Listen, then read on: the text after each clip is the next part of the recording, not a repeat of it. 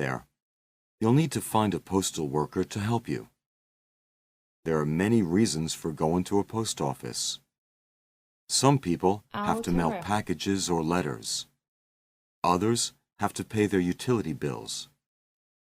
Other people go to the post office to renew their passports. At the front desk, you'll tell the postal worker that you need to mail a letter. If you don't have an envelope, you can buy one there. The postal worker will ask for your address and the address of the person you're writing to. Fill out the envelope correctly. If you want to send the letter by regular mail, you'll need a stamp. You may want to use bulk rate stamps if you have many letters. It's cheaper. If you want to send your letter very quickly, you can use express mail or next day delivery. It's more expensive though. You'll need to buy airmail stamps. If the letter's important, you need to send it as a registered letter. Once you've decided, the postal worker will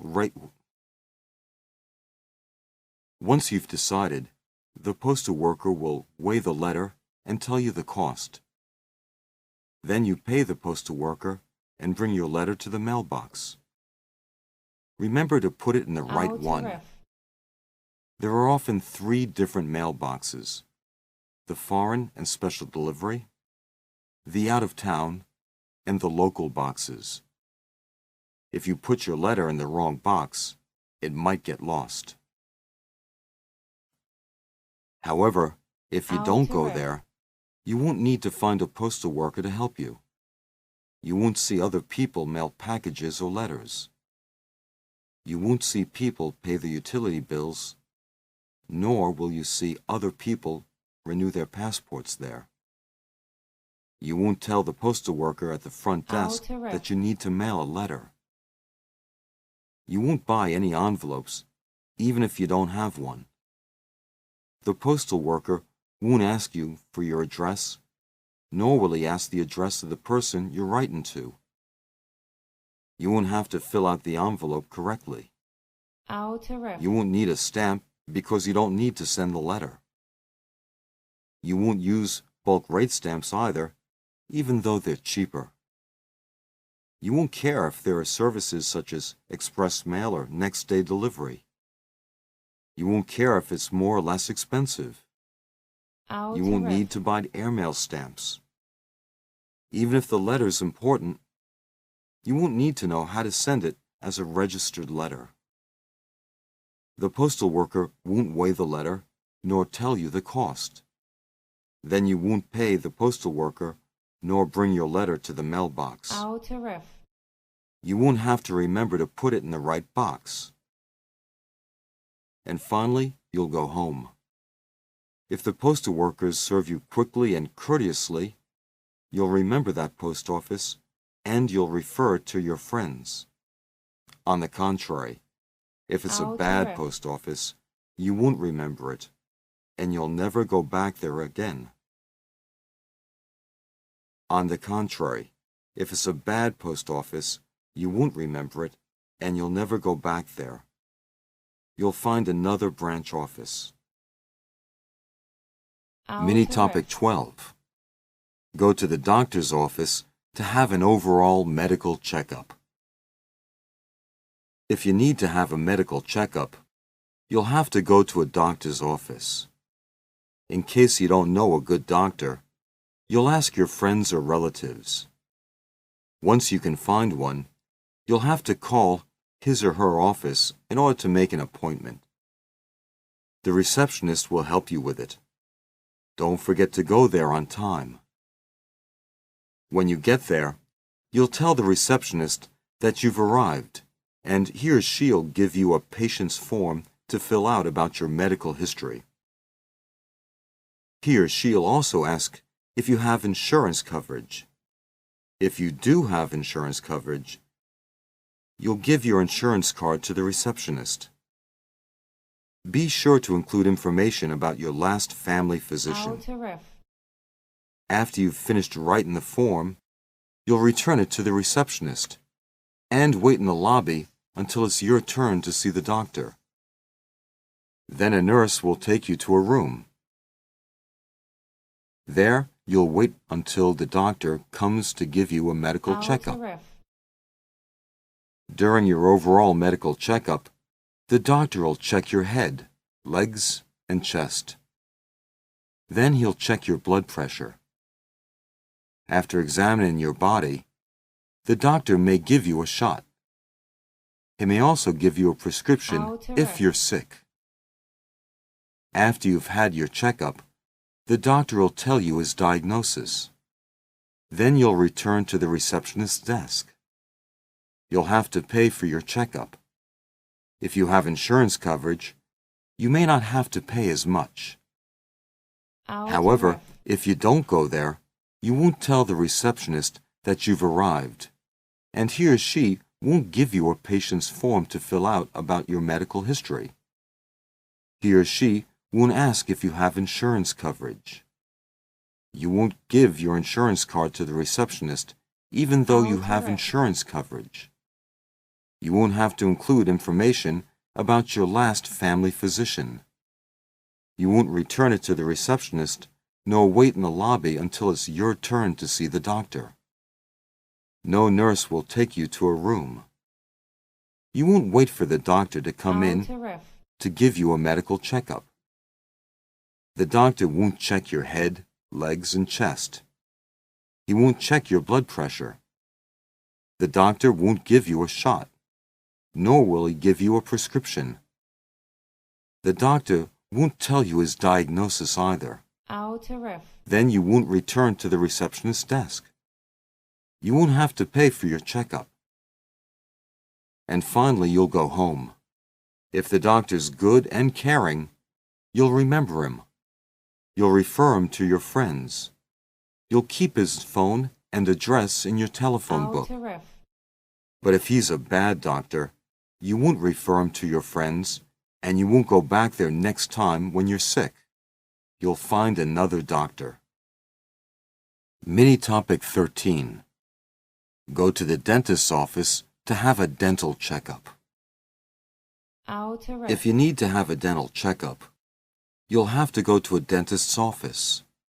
In case you don't know a good dentist, you'll ask your friends or relatives. Once you can find one, you'll have to call his or her office in order to make an appointment. The receptionist will help you with it. Don't forget to arrive on time at the dentist's office. When you get there, you'll tell the receptionist that you've arrived, and he or she will give you a patient's form to fill out about your dental history. You'll fill out the form and wait in the lobby until it's your turn to see the dentist. Then, a dental assistant will take you to another room in the back. There, you'll wait for the dentist to arrive. Since you're not at the dentist's office to have braces put on or get dentures, your visit will be short. First, the dentist will take an X-ray of your teeth. Then he'll clean your teeth. He may also floss your teeth. Next, he'll look at the X-ray of your teeth to see if you have a cavity. If you do, you'll have to get it filled. If your cavity's very bad, the dentist may have to pull out your tooth. And finally, you'll leave the office after paying him for your dental checkup. However, if you don't go to a dentist's office, you won't tell the receptionist that you've arrived, and she won't give you a patient's form to fill out about your dental history. You won't fill out the form, nor wait in the lobby for your turn to see the dentist. No dental assistant will take you to any room. You won't wait for the dentist to arrive. You won't care if the visit will be long or short. First, the dentist won't take an X-ray of your teeth. He won't clean your teeth. He won't floss your teeth either. He won't look at the X-ray of your teeth to see if you have a cavity. You won't have to get it filled. The dentist won't have to pull out your tooth, though your cavity's very bad. And finally, you won't pay him for any dental checkup. And finally, you'll go home. If the dentist is good, you'll remember him. You'll refer him to your friends. You'll keep his phone and address in your telephone book. But if he's a bad dentist, you won't refer him to your friends, and you won't go back there next time. Mini topic 14. Go to the supermarket to buy food. If you want to buy food, you should know where the closest supermarket is. In case you don't know the nearest one, you may ask your mother or your friends. In the event that you don't know how to get there, you may ask the telephone operator for information, or you may hire a taxi. Besides, don't forget to make a list of the things you need to buy before you go shopping. Once you arrive at the supermarket, you'll take your shopping list out. You'll look at the list to see what you need to buy. You'll then find a cart or a basket to place your purchases in. You'll go to the meat section of the market if you want to buy beef, pork, and poultry. After that, you'll need to find the produce section in order to buy fruits and vegetables. You'll look for things on sale because it can help you save money. If you can't find something, you'll ask an employee or store manager for help. After you've found everything on your shopping list, you're ready to check out. You'll find a cash register and take your basket to the cashier's counter. You'll take the items out of your basket. Then the cashier will scan your purchases in order to get the price. After that, he'll tell you the cost and put the purchases in plastic bags. Finally, all you have to do is pay for your food. However, if you don't go to the supermarket, you won't take your shopping list out. You won't look at any list to see what you need to buy. You won't find a cart or a basket to place your purchases in. You won't go to the meat section of the market to buy pork, beef, or poultry. Nor will you find the produce section in order to buy fruits and vegetables. You won't care for things on sale, even though it can help you save money. You won't ask an employee or store manager for help. You won't find a cash register, nor take your basket to the cashier's counter. You won't take the items out of your basket. Then the cashier won't scan your purchases in order to get the price. After that, he won't tell you the cost and put your purchases in plastic bags. Of course, you won't have to pay for any food. And finally, you'll leave the supermarket with your purchases.